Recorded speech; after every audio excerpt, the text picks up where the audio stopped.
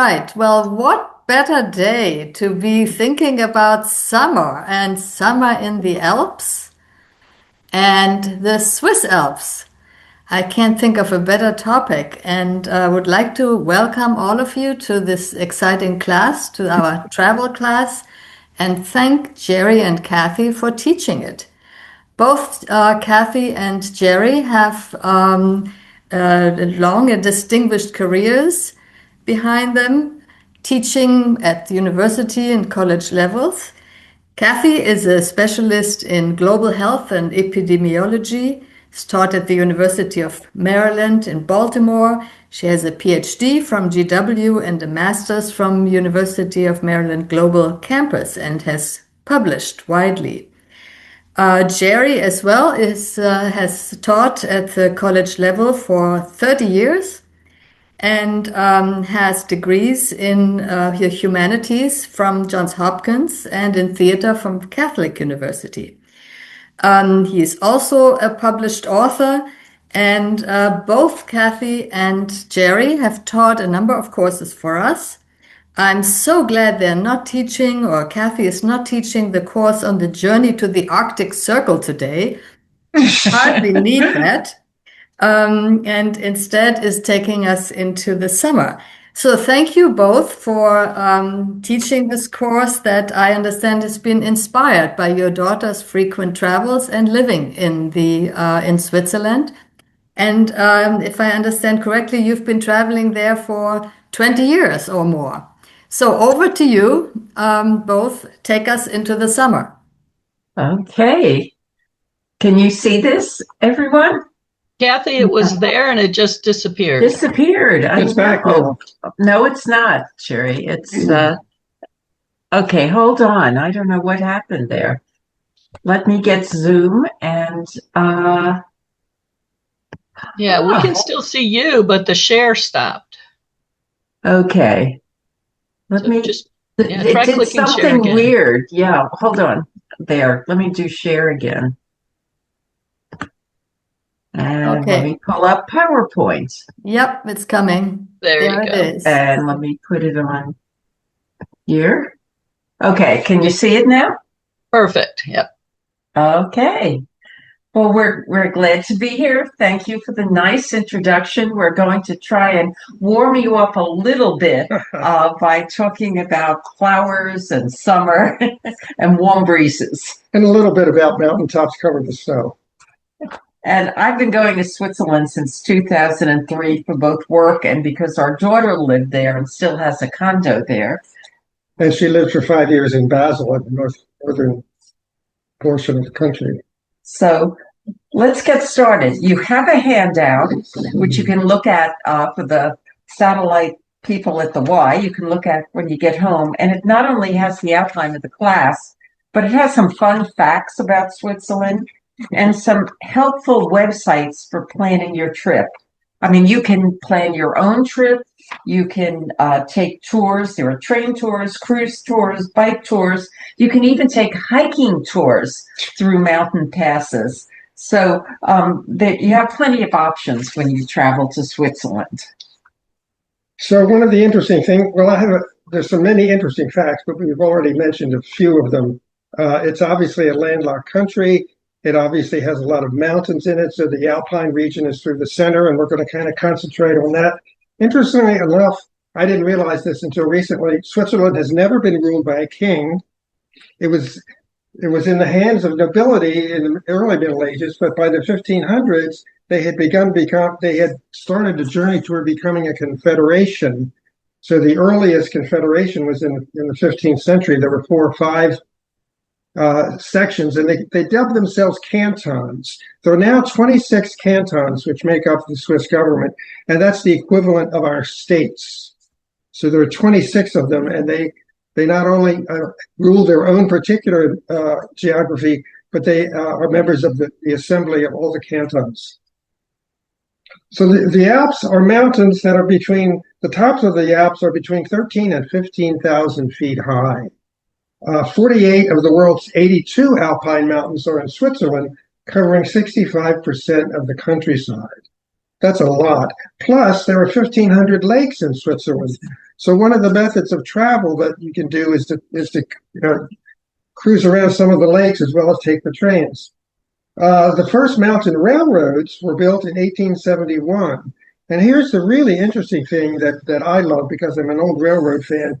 All the railroads were electrified by 1915. So we highly recommend traveling by train. And one of the websites will tell you how to book various tickets to do that. So, and they're also, you probably realize this because of the origins of the country, there are 4 languages there: German, French, Italian, and another one called Romanish. But not to worry, they understand, a lot of them people understand English. So when you're traveling, particularly in a touristy area, there's no problem getting someone to understand you, and particularly the people you deal with when you're staying somewhere. So you can see from this map, Switzerland is surrounded by Germany, Liechtenstein, France, Austria, and Italy. And it's about the size of Vermont and New Hampshire put together. But a lot of it's vertical, so it seems a lot bigger than it really is. But the whole population is only 8 million, which is about the size of Manhattan. No, New York, the whole city. The city, well, I meant the city of New York. Yeah. Go ahead. And this is a better map of Switzerland, and it shows the areas we're going to cover. On the lower left-hand side in red is Geneva. And if you fly into Switzerland, you usually fly into either Geneva or Zurich, which is on the kind of right upper hand part of the map in red. If you are coming from another country, you also may end up in Geneva or Basel or Zurich. So we're going to cover probably close to the middle region of Switzerland, but we're also going to talk about Zermatt and some of the other towns. Basel. Thank you. And if you're wondering where Davos is, it's not on the map. It's not on the map, but there's a Swiss National Park to the right of the map in the center. And if you look between Chur and St. Gallen, Davos is somewhere in there. I've been to Davos once, and for staff going to Davos, it's a miserable experience. So the population, Zurich is the largest city. I didn't mean to do with that. 1.5 million people. Geneva and Basel have about 600,000 each. But again, we're going to talk about the central area, like the Jungfrau region, Montreux, Thun. We'll talk about Thun because that's where we stayed in the castle. And then Kathy will talk about Zermatt down at the bottom. Well, I'm going to talk about it at the top, I think. Okay, go ahead. This is the Matterhorn. And you've all heard of the Matterhorn. It's not the highest mountain. It's a couple of 100 feet less than St. Rosa. However, it's known because of its difficulty to scale. It wasn't scaled till 1865 by a party of 7, and only 3 people lived when they came down. 4 of them were killed descending the mountain. What you can do nowadays, though, is take a train, clog railway. You can take cable cars. You can take gondolas up to surrounding mountains and view the Matterhorn. You can also go for a 10-day hike around the Matterhorn if you like climbing mountains. Go ahead. So what you see here is something called a cog railway. I'll explain those later on. We took a 4-hour trip on a cog railway to another mountain, so I'll explain what that's all about. And if those of you who have been to Switzerland know, when you get to the top of these surrounding mountains, and frequently other mountains, there's always a little cafe or restaurant where you can sit outside, no matter how cold it is, and have, your coffee a latte or whatever, you want to have. The other kind of 2 things about the Matterhorn and its surrounding town, one of its main towns, which is Zermatt, is that you can take cable cars all the way from the Matterhorn, from Zermatt to near the Matterhorn, and then into Italy if you want. I went halfway. It's a whole day trip, so we didn't go the whole way. But that's kind of an interesting little tidbit. The other is that you can get the Glacier Express at Zermatt, which goes to St. Moritz, if you want to be ritzy. That's a pun. Anyway, and this is what I think one of the most interesting parts. Zermatt has garden apartments, condos, your typical European Swiss ski resort. However, it has a couple of streets that are from the 13th and 14th century. And this is one of those streets. These are some of the reconstructed or original redone houses in Zermatt.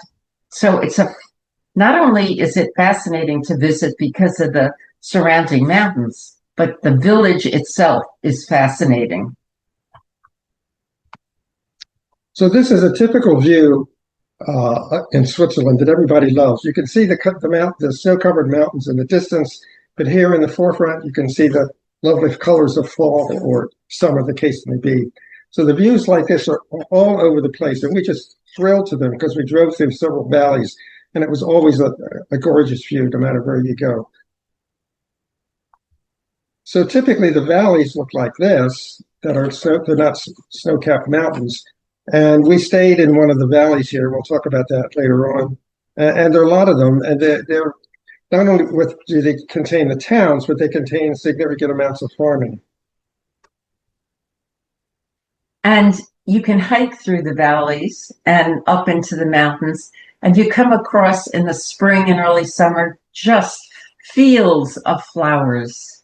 It's just some of the most beautiful scenes you'd ever want to see. This should warm you up. So now I have to cover about 500 years of history in about 15 minutes or less, but that's not too hard. 10 minutes. Okay. This is a church in a town called Rougemont. The inside of the church, which I'm going to show you next, was built in the 12th century by monks. The outside of the church has gone through several changes since then. So we'll look at the inside first. This church was built in the 12th century by monks. They left it in the 13th century. They were forced out by the local nobility and ultimately because of the Reformation. But it's if you're familiar with architecture, it's called Romanesque because the Roman arch is everywhere. It's in the windows, it's in this separation of the congregation from the altar, and it's above the altar itself. The interesting thing about this church, and again, it's in Rougemont, which is one of the three towns we'll talk about in the valley that we visited the most. Now it's a concert hall, or it's a public performance space. So while we were there, we were fortunate enough to attend a concert. You see the gentleman on the right here tuning up his lute prior to the performance. And we went to a concert of Baroque choir music in this church, and it was just incredible. Of course, the sound is reinforced by the architecture. Everybody, no matter where you're sitting, you can hear. And thank goodness everyone speaks English, because this town spoke French. But if you go to Gstaad, which is, I think, 2 towns over, they speak German. So unless you're really multilingual, thank goodness everyone speaks English. So the Reformation began in Switzerland in the 16th century. And by then, of course, what else had happened? The feudal system was replaced by the cantons as states. But I'm changing the topic here. I'm sorry. What you see in this valley is a typical lowland of a farm. So it's a farm because you can see the field and you can see the tractor there. So what happens is, I'm going to talk about the natural products from the Middle Ages up to the present, and the closeness of the people to nature. So there are 3 very important products, agricultural products. The first one being milk, and which becomes cheese. So in the wintertime, the cows graze in the lower fields like this. In the summertime, they go up into the mountains and they eat a different kind of grass, which makes the milk very rich and very easy to convert to cheese. So we'll go to the next slide. And in the fall, when the cattle come down from the mountains, they literally make a parade out of it. These are cattle coming down, and they've been decorated with flowers, and sometimes they're accompanied by musicians, and it's a really big deal, and it's quite interesting to watch. And the cows wear enormous bells. I don't think you can see the bell on this guy. Well, maybe you can under his chin. So there's a museum we went to in the town that we stayed with, our daughter, that has a collection of these bells. The big bells on the top, believe it or not, because they're so old and were so important to the people, they cost $1,000 to buy one. And then the small ones are down below. So what happens? The first natural product that they've used for hundreds and hundreds of years is milk, as I said before. And they heat the milk in the old days, they heated the milk in these big vats, as you see here. And then they're poured into these discs or containers where they age and turn into cheese. So this is from a museum that's in the town that we stayed in that explained the whole process. Now, believe it or not far from the town that we stayed in, over in the next valley, it was known as a cheese center, and they have below ground 35,000 rings of cheese in storage in one town alone in the Alps. 35,000 until they age to the right degree and the right taste. So that's what these guys are doing. They're down below, waiting for the cheese to age. And there are many different cheeses depending on the region that you might want to visit in Switzerland. They even have cheese vending machines. So the second product that comes from nature that they're very fond of, they've been using for hundreds and hundreds of years, besides cows, you see the cow down below in this photograph. He's surrounded by these very tall trees. So the second product from nature that was very useful, but which they also came to respect, is wood. So no matter where you drive in the valleys, you'll see lots of wood in storage. And they used the wood for two things. The first one, obviously, was to build their houses. The second one, and here's an example of a typical Swiss chalet in the Alpine region. I don't think we can see it, but typically up in the corner below the peak, they would inscribe the date when this building was built. And usually they're 3 or 4 stories high. Most of them are 4 stories high, and they could house 2 families, 2 floors each. And usually they were related, but not all the time. So this is what we mean by a chalet. Now, the other thing, obviously, they use wood for is to heat the chalet. So they build it out of wood with a masonry foundation. And then, does everybody know what that thing is lying in the bed? What's it called? Bed warmer? A bed warmer. And they put the coals from the fireplace into the bed warmer and put the bed warmer on the bed before they go to bed to heat it up.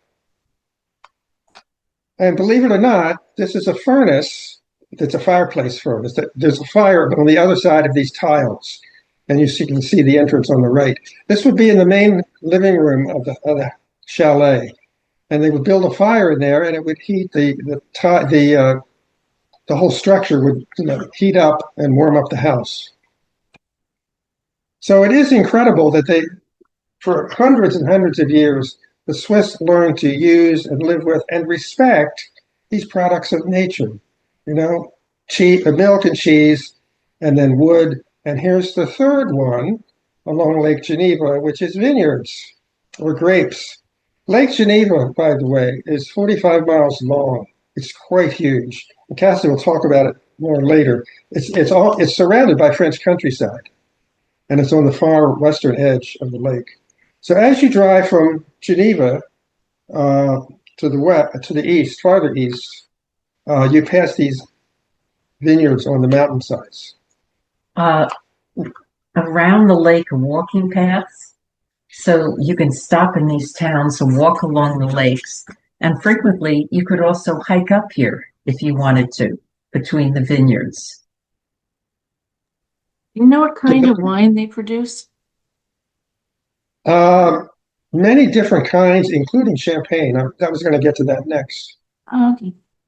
We didn't actually buy any. Well, I did. We did buy some on that first trip there. We weren't too discreet about it. I mean, we weren't too informed about it. So the next slide is another. It's. Does anybody else know particular wines? Because we tried a variety of different kinds there, but I don't remember some of the names. Well, I was looking at those slopes, and it was reminding me of the old vineyards. They used to be in the Rhineland area of Germany, and those, because they were all like up, straight up and down sometimes. It was really fun to watch harvest. Oh, really? Really? Okay. Those were mostly whites. Yeah. Claudia, do you know? The only thing I know is that the Swiss don't export much of their wine. I think they drink it themselves, which is not unsimilar to southwestern Germany, which produces fantastic wine, but they don't export it either because they like to drink it themselves. So you have to go there to try it. We brought some wine home when we were with our sister and brother-in-law from an earlier trip, and it didn't export well. So maybe that's why. You mean the inspectors kept it? No, this It was didn't taste before. that well It after we didn't brought it taste home. well. We liked it there, but not when we So got I don't know enough about vineyards to know if this is a different type of grape than the one we just saw before, because the sun was shining on the vineyard on the previous slide. But the gray area at the top here is Lake Geneva. So you see this is going up the hillside, this to the south of the lake. And here's the last view. And that's all of that is Lake Geneva in the top 2/3 of the screen now. And here we'll talk about the town of Gstaad in a little bit. They bottle champagne there, and they use this art style that is native to the area. It's called decoupage. You've probably heard of it. That's what you see there. And they cut out images from black, and then they paste them onto a white background to create that image. And it's very popular in the central area of Switzerland. Okay, we're now going to switch to talking about specific places in Switzerland because we've covered the three main products, right? Right. Cheese, Wood, and wine. From the Middle Ages all the way down to the present, actually. And what it shows to me is the respect for nature. Yes, they're using nature, but they're also doing it in a very respectful way. This is the cable car that goes to Glacier 3000, which is a very high mountain, about 20 minutes from Gstaad. We didn't go on it because I have a fear of heights anyway. I won't go on a cable car.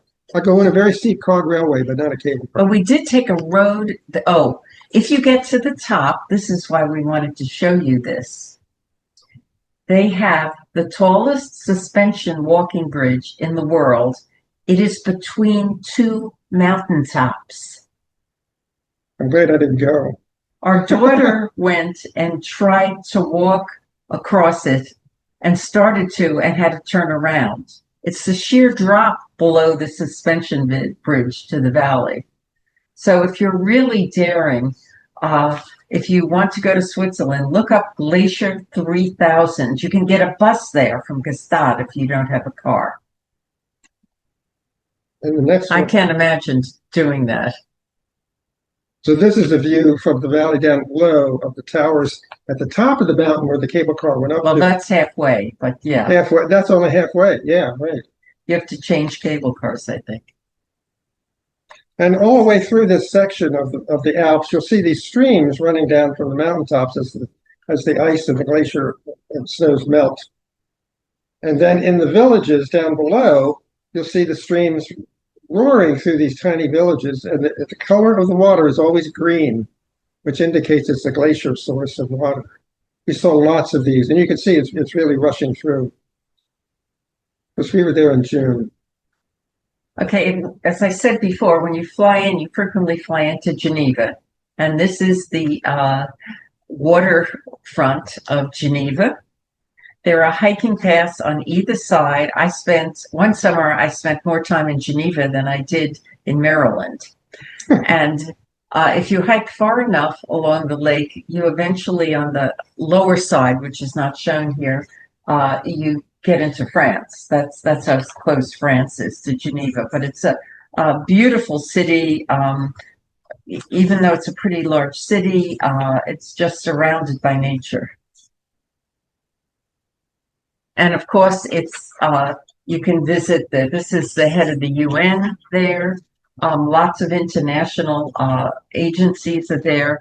I especially like the Red Cross because it has which is, I think, a little outside the city, which has a beautiful museum, which is just heart-rending of what they've done in all the disasters in the world. Switching towns, this is Basel. Basel and Geneva are about the same population of 600,000 people. So Basel is in the extreme northwest, and Geneva is farther south. And we've usually flown into Zurich and then taken a very short train ride to Basel. Along the river in Basel, in the summer, the water is so clean, don't cry over this, that people are tubing at lunchtime down the river. It's just a wonderful, livable city. And it's a border city because it borders France and Germany. We go shopping in France, for example, when we lived in Basel, because it's cheaper. And it's a cultural capital of Geneva. It has the Switzerland. It has the Kunstmuseum, which is a modern art museum, and lots of other museums. And Art Basel the art show and sale originated in Basel. And if you go there at the right time of the year, you'll see these huge white tents where they are exhibiting artworks and art galleries. So this is the Contemporary Art Museum. The other one is called the Kunstmuseum, and that's contemporary, isn't it? No. No? I'm mixed up. Okay. A well-known artist from the Middle Ages and the early Renaissance, Albrecht Dürer, lived there for a while and did a lot of his work. You can see some of that work there. But between the two museums, they have an incredible collection of art. And there are a lot of smaller museums around, too.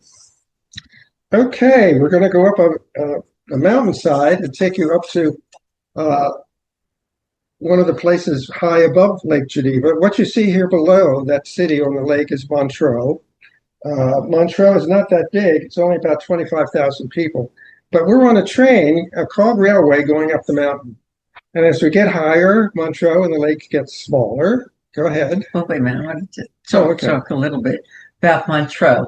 Montreux is on the other end of Lake Geneva. And it also has a walkway along the water, lots of restaurants along the water. And what's really unique as we took this train up is you can see the last bit of settlements before the shade on the slide. Those are very high compared to the town itself. You make lots of stops on the train and you get school kids going to school. And it's not that they're far in distance, but the schools are down in the city. So it's very difficult to walk and come up from the city. So the suburbs have spread up the mountain. It's an incredible sight to see them just built into the hillside. And to see the kids getting on and off the cog railway to get to school down in the city. So the higher you get, we can see Lake Geneva still there, and right above those pine trees in the center, you see what the view of Montreux. It's getting smaller and smaller. We're going out steeper and steeper, and we're heading toward the clouds. And here we are at the top. And you just can't predict if it's going to be cloudy or foggy or whatever when you get up there. So this is called the Rocher de Nez cog railway. And I'll explain real quickly what a cog railway is like, because there are lots of them in Switzerland, at least half a dozen. You want to do the next slide? That's the train we came up on. And that's what it looked like when we got to the top. So a cog railway has two essential things that make it able to go up steep trails. Whoops, that's Kathy taking a picture. Oh, yeah, let's talk about the top. So Geneva's a transfer center Montrose is a transfer center for trains, but we got this one is the Railway. At the top was the basic restaurant where we left my husband because he doesn't like heights, and our daughter and I started walking into the clouds. What I was trying to take a picture there of was there was a marmot farm on the top of Rocher Denay. They have a lot of marmots. Part of the joy for me of traveling is discovering the unexpected, and that was unexpected. We also took a walk into the fog at the top of the mountain, and signs pointed to a garden of the gods. And sure enough, after walking a distance, and I was really getting scared because it drops off on either side of the path, came to a little guard shack, and then beyond that was a Buddha statue and a flower bed that they were raising flowers on the top of the mountain, and they had to be cultivating them because it was pretty dry, except for usually on top of that mountain. So it's really fun to take some of these trips up to the surrounding mountains. You don't know what you'll find. No. So this is another view from up there. And now I'll explain real quickly what a cog railway is. Sometimes called a rack rail. So what you see here in white is the cog wheel that goes under the locomotive, and it meshes with a middle rail that has a toothed rail. So it's a three-rail railway. And what you see on the outside here are the regular wheels. But those wheels don't power the train. What powers the train and keeps it from going back down is the cog gripping the toothed rail. And there are a number of these in Switzerland. This is near the Jungfrau, which is another tall mountain. We stayed in the town of Wengen near the Jungfrau. And we took a cog railway there from Interlaken, and then a cog railway from Wengen up to the top of the mountain. This is the steepest one I've ever seen a picture of. I think this is Mount Pilatus. That's a cog railway. And notice it's only two cars. And notice how narrow, thin it is. So we have two cog railways in the United States. One is at Pikes Peak in Colorado. The other is at Mount Washington in New England. But there's close to a dozen of them in Switzerland. So this is a photograph of coming into Gstaad. Gstaad. We're going to talk about that in a few minutes. This was taken, just to contradict what I just said, this was actually taken from a regular train. Because the trains, beginning in 1915, the entire Swiss railway system was electrified. One of the reasons for that was they don't have very much natural coal in Switzerland. So they had to import coal from the surrounding countries. During World War I, that became virtually impossible, and just as bad in World War II.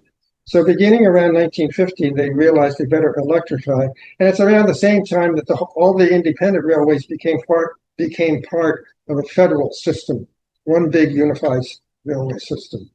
So this was taken coming down the mountain in a regular railway car. But because it's electrified, it can go back and forth, up and down, not a steep grade, but back and forth down a mountain, around curves and down a mountain. And we'll talk a little bit more about Gstaad later. No, now. Oh, okay. Go ahead. Is that okay? Yeah. The interesting thing about Gstaad going down the mountain was like Montreux, you just stop, on a hillside, and people get on and off and go to the surrounding farms. So Montreux is what has everybody heard? Gstaad. Has everybody heard of Gstaad? It was a big ski center in the 50s and 60s, and still is a ski center, but it was very in the 50s and 60s. You had all kinds of people, British actors, David Niven, you had the American, Rat Pack kind of people coming there. Jackie Kennedy came there, very fancy. They have everything from hostels there to very fancy hotels. It's very expensive, which is we'll get to later. We'll get to frequently. It's easier to stay in a small town near there rather than in the town itself. But it's a beautiful town. The main street is closed to vehicles, as is Zermatt's and a number of other tourist areas in Switzerland. You can see the type of stores that are there. And what's really fun is while you can go to fancy restaurants, this is an ice cream parlor and a luncheon place. And they have the best caramel I've ever tasted. It's called Charlie's. The Swiss food is just so good. And the dairy products are, just out of this world. So Gstaad is a nice place to visit right now. It's a center for Asian and Middle Eastern tourists. It has its own airport where our daughter said Russian oligarchs frequently fly in to visit there. And we went down the main street in Gstaad, and there were a dozen women from India dancing in the middle of the street. And my daughter explained that Bollywood movies, Bollywood, yeah, in India, they were filming in a mountainous European area, they would use Gstaad, and there would be dances in the middle of the street, and these women were imitating a dance from a Bollywood movie. So again, it's fun to see the unexpected. Also in Gstaad, they have international musical events. And who do you see on the right-hand side there with his cello? Yo-Yo Ma. It goes there several times a year as part of a tour. We didn't get to see him when we were there, but. So yeah, I hope you're getting a feel for the different parts of Switzerland, and that, look at the tours that are available and see where you want to go. Okay, so now we're going to head back into the center and a little bit north to Gruyere. Everybody knows Gruyere because of the cheese that comes from there. And this is the town square of Gruyere. It's not that high up. It's surrounded by higher mountains, but there's a famous castle there. And what you see, this is looking toward the mountains from the town square. And then the next slide shows us the view toward the castle with the tower that's reaching into the clouds at the end of the street. This town square was very touristy. I mean, there were some nice restaurants there, but it was very busy. But we were interested more in the castle than anything else. And as we got close to the castle, guess what happened? There was a parade of costume figures coming out of the castle. And we realized why eventually, because they have some kind of a pageant going on, which we didn't get to stay for, but they were kind of advertising it by having the costume people walk through the town. There's another one just like this. So you were saying that you thought this was Baroque? Well, I didn't really know for sure. Judging from the costume, it's something from maybe from that period. So Gruyere, of course, is known for its cheese. But in addition to that, it was worth going to see the castle. And this is the entrance to the castle. You can see it's surrounded by mountains. The castle itself sits on top of a large hill, which we walked up, didn't we? Yes. You said it isn't that high up. If I remember, it was pretty high up. Anyway, so you go into the castle. And this is the garden in the back of the castle. You see it's surrounded by the castle walls. It's really beautiful. The exterior is really beautiful. And you can see how high up we are. You can climb to the top of the castle. This is the courtyard of the castle. Not as elaborate as the one we stayed in. And this is the top of the main room in the castle. Look at the size of that fireplace. And you can take tours, and they'll explain the different parts of the castle to you. Now, this is another castle, and this one you can actually stay in. So if we go to the middle of the country, the Interlaken, city of Interlaken, Interlaken means between the lakes. So there's a lake on the south side of Interlaken, and a lake on the northern side. The northern lake is called Thun Lake, Thun.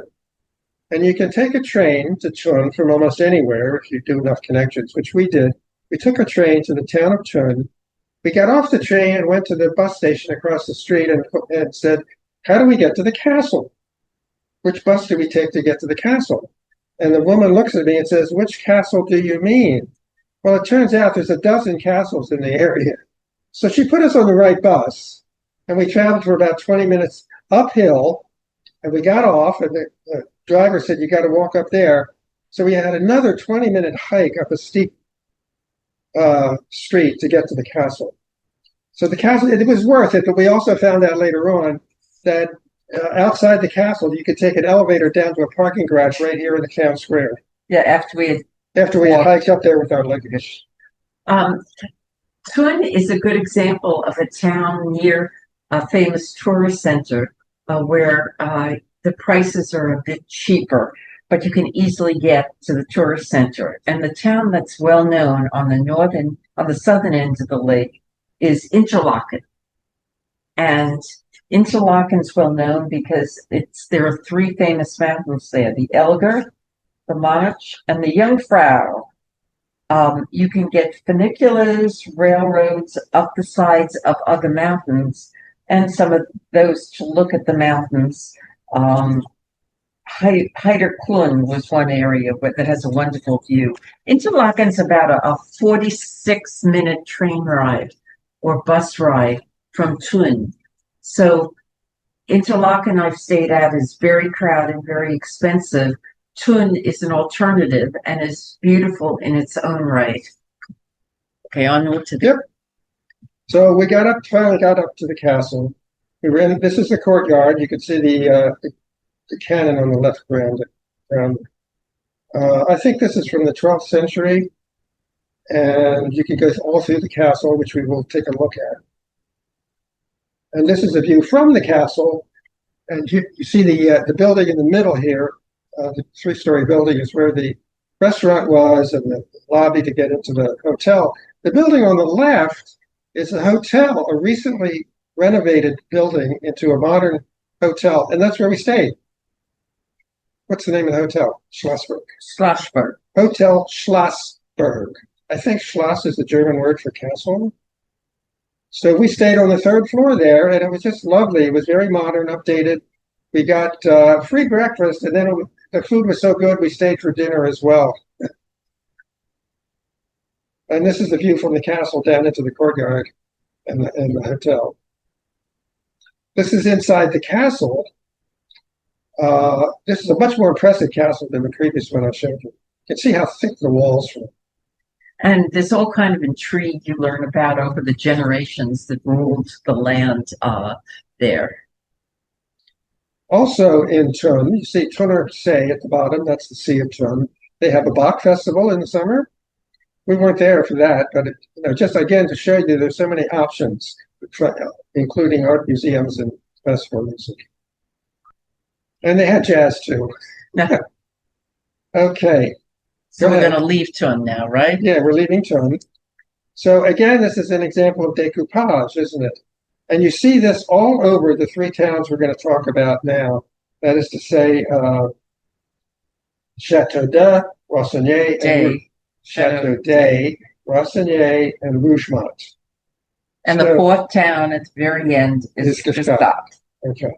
So you'll see this type of art all over the place. It's called, excuse me, I didn't know how to say this. I had to ask our daughter. The Pays d'Ennui. See this word? P-A-Y-S-D. Pays d'Ennui is how you say that, according to her. And that's the valley of the three towns? That's the valley of the three towns. But Chateau de is the principal town.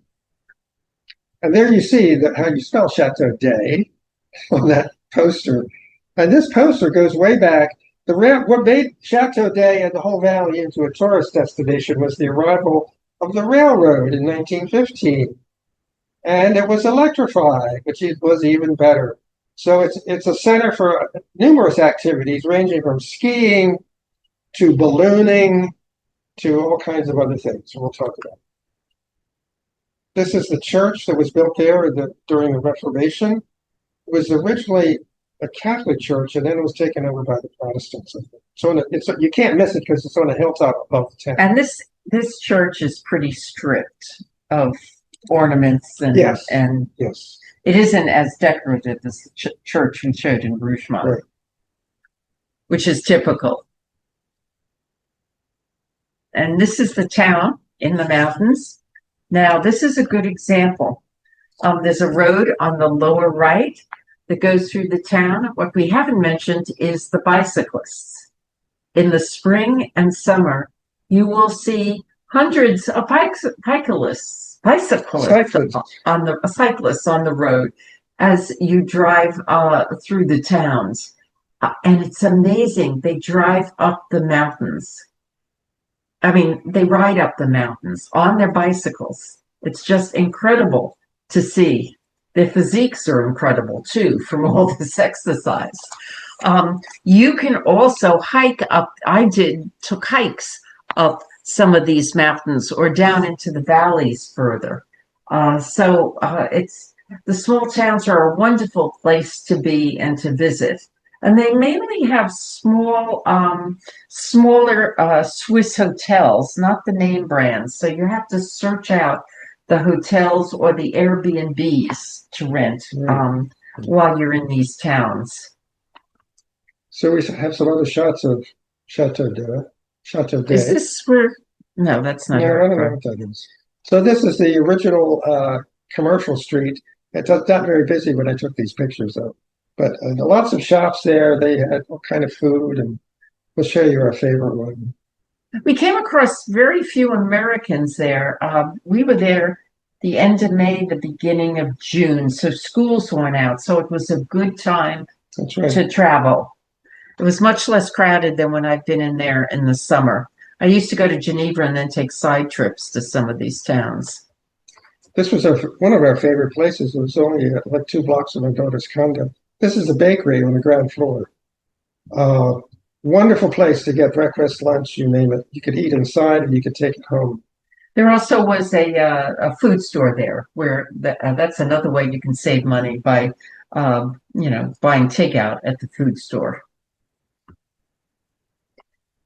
I should also mention, let me go back a minute, the weather.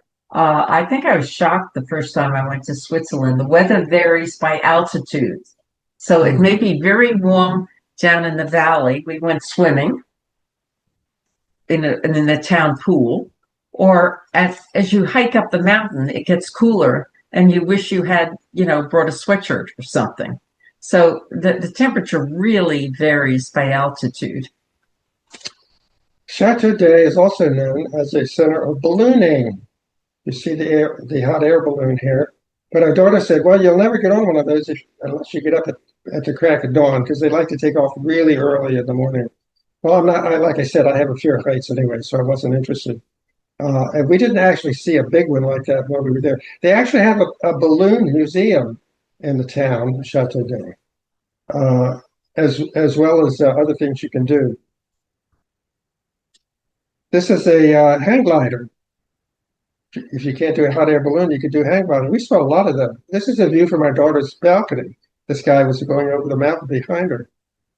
Yeah, I looked at the prices, and there's several $100s to do either. Yeah. So we didn't do them. This is at the Balloon Museum. This is a capsule, which was the first to circle around the world. Nonstop. Can you imagine 2 men inside this thing? It's smaller than a space capsule, isn't it? So this is a copy. This is the one that they practiced at. The original one, and I didn't know this at the time, is at the Smithsonian Air and Space Museum in Washington. And you can see the mountains surrounding the valley everywhere you go in Switzerland. Almost everywhere it looks like that. And finally, we come to our favorite method of travel, which is Swiss railroads. The Swiss railroads, as I said, were electrified early in the 20th century. And the interesting thing, we didn't know this until we got there, is this is the main line from Montreux going east. It goes through the town of Chateau d'Eau, the whole valley. It's a single track. a single track, and it's very busy. Some of the Glacier Expresses go on this track. So how do they do that?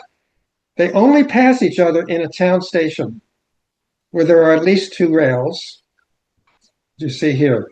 So this is the station in Chateau d'Ay. And you can get trains there for here. Well, you do have to switch in Montreal to get to Geneva, don't you? Yeah, but if you want to go toward Thun, no, did we get yeah? No, if you want to go to Gstaad and up into the mountains, there's a train called the Golden Pass Express, and that goes through this valley up into the mountains. And then, as I said before, there's the Glacier Express, which goes through Zermatt up into the mountains. Get your train tickets while you're in the United States. You can get half-price tickets. You can get full-price passes with unlimited travel. The trains can be expensive there. It is worth doing that. It's also worth, if you're going to go to a lot, depending on what you're interested in. If you want to go to a lot of museums, you can get passes in the U.S. for, say, all the museums in Basel, or most of them. So it helps to plan your travel before you go to the country and look at the prices for different passes. So in addition to having the tracks pass each other only in the stations, in the 20th century, they went to something called a regular interval timetable, which means the trains coming from each direction meet each other at the station at the same time every day. So that, they don't have to pull over and let another train pass. And nowadays, of course, it's all computerized. So it's very convenient and very easy. So we have a few pictures of the inside of the trains. This is a typical train, very modern, very comfortable. But if you're in one of the panoramic expresses, you have these windows where you can see the mountains up above. And just to be interesting, they also have one called the Belle Epic train, which is an imitation of the turn of the 19th, 20th century, what the interiors of the trains look like. The outside of this train looks just like all the others. I didn't get to ride on one of these. I did. Oh, I did. Very comfortable. And we're going to end just talking about food. This is a pretty famous restaurant in Geneva. It is called Les Amours. And what makes it famous is that Bill Clinton would eat there when he went to Geneva. But it serves very traditional food. We all know about fondue, but you can get venison, which is excellent over there. You can get rosti, which is a potato dish. Topped with cheese. Topped with cheese. You have to do a lot of hiking and walking or biking while you're in Switzerland, because you will be eating heavy foods. But it's a typical example of what a traditional Swiss restaurant looks like. Oh, and this is the inside of the bakery that we showed you. Yes. Yes. So on the background, there are racks of different kinds of bread. In the front, we have all the different pastries and sandwiches. And this is some of the desserts up close. Just we were going to bring some, but we couldn't do that. Yeah, figuratively, we give you some dessert. Okay. And so we end our tour of Switzerland with flowered fields and the mountains in the background. And I think I hiked through here. That's where this picture was taken. Yep. So are there questions? I don't know how. Oh, it's 11:24. We were pretty quick. Yeah. You want us to go back or talk about any whatever of this? You want to talk, add questions you want to ask. We have on the handout. There are some websites that are really good. Yes. Thank you so much for this wonderful trip through Switzerland. So let's take some questions. Let me see. So do you find a lot of places on Airbnb or that type of a thing? Because when we've we haven't been traveling so extensively, but when we were doing work in Zurich and that area, we would use uh, there was a a hotel chain. They weren't real hotels. They were like what you stayed in, these wonderful little village inn type of places. And I still, to this day, I still get a catalog every year from them. The Romantic Hotels, I think, is what the group is Yeah. called, and they've they were a really good resource there for a while. You could buy your hotel stays in advance, and you Yeah. could get a ticket of 5 stays for a real reasonable price. Yes. Yeah, when we stayed in Wengen near the Jungfrau, we stayed there for 2 or 3 nights, and that was very reasonable. That was like 15 or 20 years ago. When we stayed at the castle in Thun, it was pretty expensive, but it was one night, and we're right next to the castle, and it was worth it. And the food was so good in the restaurant that we decided it was worth it. Yeah, some of these on here give different some of the websites give different tours, and they have hotels listed on them. And they include reviews of the hotels too, some of them. Right, right. I found that hostels cost, they estimated between 40 and a little over $100 US. And there you got a dorm bed and a shared bathroom.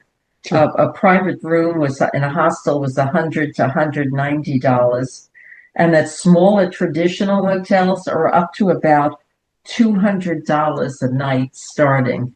And if you go to Gestad, the average price is $400 a night. So that's good. You're finding a romantic, hotel site where you might be able to get some kind of deal, because the prices, I mean, are expensive. There's not much you can do about that. Switzerland is expensive, but you can see that they take care of their people and they take care of their land. So it's a trade-off. The property. What time of the year were you there? The last trip we were there, the end of May, the beginning of June. Last summer. Last summer. Is that the height of the tourism season? Or they probably get more in the winter too, don't they? Well, it was still Oh, school season in the beginning, we talked about the kids taking the train to school. No, it was the very end of the off season, the mud season, as they say in Colorado. It was the very end. So in Gestad, a number of the stores were either not opened or this was their first week of opening. So they closed between the ski season. We don't ski, so that's where we went in the summer. But we highly recommend the Swiss Railway website because you can book all different kind of passes depending on how long you're going to stay, where you want to go. We booked a half price for like 4 out of 7 days. We could use them any 4 days we wanted.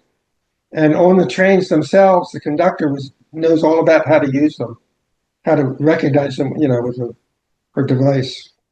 So that was really easy. Would you recommend renting a car there? We have not done that, but yes, if you rent a car, you'll have a lot more freedom to drive to some of the mountains, like Glacier 3000, rather than taking a bus. I don't know what the prices of renting cars are. That would be, you'd have to look that up. But it will give you a lot more freedom as long as you don't mind driving on mountain roads. Yes. Our daughter drove us, the Land Rover, she drove us over the mountain roads. Yes. She did really well. And they drive on the right-hand side of the road, too. That helps. Yeah. As long as you drive on the right-hand side, which they do there, you'd be fine.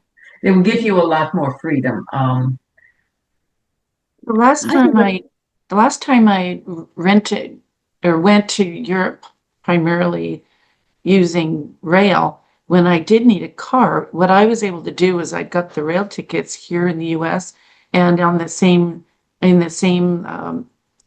website, I could get a car ordered. So I could pick the car up at the train station.